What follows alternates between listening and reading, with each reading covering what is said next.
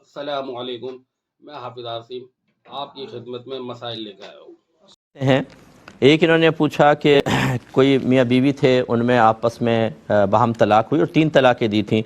لیکن اس کے باوجود وہ ساتھ رہتے رہے اور ایک بچی بھی پیدا ہو گئی۔ اب وہ الگ الگ ہو گئے ہیں کسی وجہ سے، تو کیا ان سے اب میل جول رکھنا جائز ہے یا نہیں؟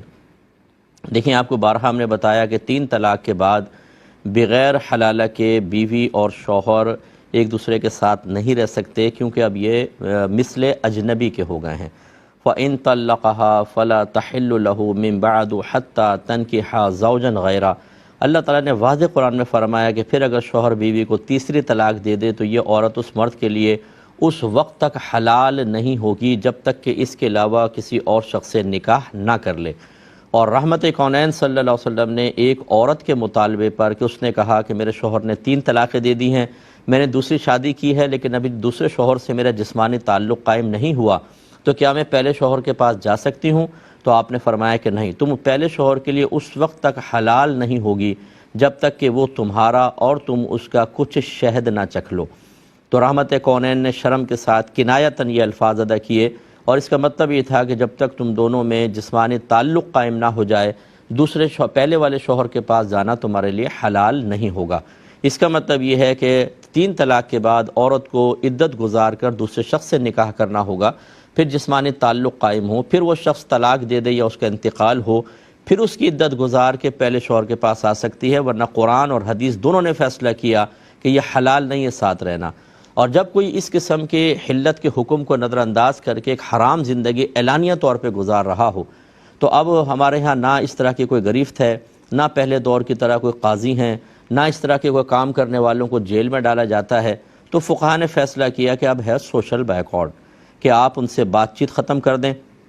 آپ ان کو خوشی غمی میں بلانا چھوڑیں، نہ ان کی خوشی غمی میں جائیں۔ اور کس وجہ سے؟ یہ تو آپ کر نہیں سکتے کہ آپ ڈنڈے لے کے پہنچ جائیں اور ماریں، ریاست کے معاملات کو آپ ہاتھ میں نہیں لے سکتے، اتنا کر سکتے ہیں تاکہ انہیں گناہ کا احساس ہو اور وہ گناہ کو چھوڑیں۔ آپ لوگوں نے شاید کیا ہوگا لیکن انہوں نے نہیں چھوڑا، ساتھ رہے۔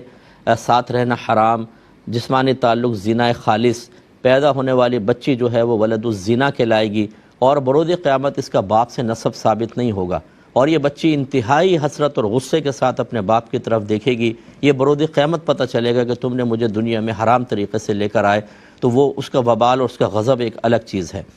اب اگر انہوں نے ختم کر بھی دیا تو ختم کرنے کا مطلب کیا ہے؟ چور چوریاں کرے پھر چوری چھوڑ دے، ہم اس کو سینے سے لگا لیں؟ بھائی توبہ بھی ہے بیچ میں، جس نے اعلانیہ گناہ کیا جتنے عرصے کیا اتنا اعلانیہ طور پہ وہ ثابت کرے، پہلے توبہ کرے اور توبہ کر کے ثابت کرے کہ میں صحیح ہو چکا ہوں۔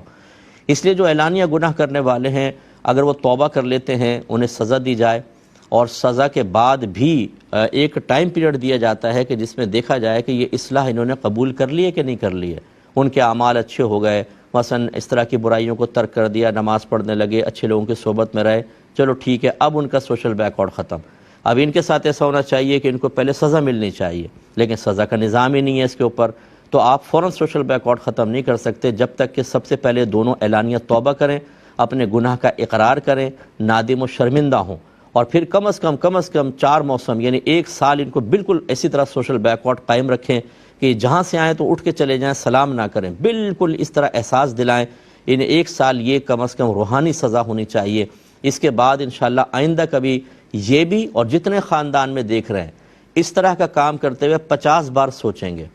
لیکن کون یہ تکلف کرے؟ کیوں ہم کسی کی نگاہوں میں برے بنیں؟ اللہ تعالیٰ ناراض ہوتا ہے، ہونے دو، رسول ناراض ہوتے ہیں، ہونے دو۔ بری موت آ رہی ہے، دیکھ لیں گے، عذاب قبر ہوگا، جا کر دیکھیں گے، میدان معاشر کی ذلت و رسوائی ہمیں پرواہ نہیں، جہنم میں عذاب، ارے بھائی ضروری کوئی ہے کہ اللہ تعالیٰ جہنم میں ڈال دے؟ یعنی اللہ رسول کے لیے اتنی بے پرواہی، اتنی معاذ اللہ ان کے احکام کو حقارت اور معمولی نگاہوں سے دیکھنا، لیکن انسان کی مروت اتنی ہے، جو فاسق ہے، فاجر ہے، گناہ گار ہے، نہیں یار برا مان جائے گا، بھائی کیا کریں، خاندانی تقاضے بھی تو نبھانے پڑتے ہیں، چلیں پھر نبھا لیجئے۔ میدان محشر میں یہ خاندانی تقاضے اگر آپ کو بچا سکتے ہیں تو ٹھیک ہے، اس لیے اگر دوسرے خاندان والے آپ کا ساتھ نہ دیں، آپ کو شرعی تقاضا پورا کرنا چاہیے۔ اس کی آپ کے اس دور ہونے سے، سوشل بیکورڈ سے اگر وہ اصلاح قبول نہیں کر رہا، کہتا جاؤ، نہیں ملتا نہیں ملو، کوئی بات نہیں، آپ اپنے آپ کو بروز قیامت اللہ کی گرفت سے بچانے کا قصد و ارادہ جاری رکھیں، انشاءاللہ آپ سرخرو رہیں گے، اور جتنے لوگ اللہ تعالیٰ اور اس کے رسول کے احکام کو معمولی سمجھ کر اور اس کے مقابلے میں اسے ان احکام سے زیادہ اہم سمجھتے ہوئے ملاقات جاری رکھیں گے، آپ دیکھیں یہ بروز قیامت کس قدر شرمندہ ہوں گے، بلکہ مرنے کے بعد ہی پتہ چل جاتا ہے۔ تو اس لیے بالکل ان کا اس وقت تک سوشل بیکورڈ جاری رہے گا جب تک کہ یہ دونوں اپنے گناہ کا اعتراف کر کے اعلانیہ توبہ کر کے اور پھر اصلاح کی طرف نہ آ جائیں۔ اس کو آپ جاری رکھیں۔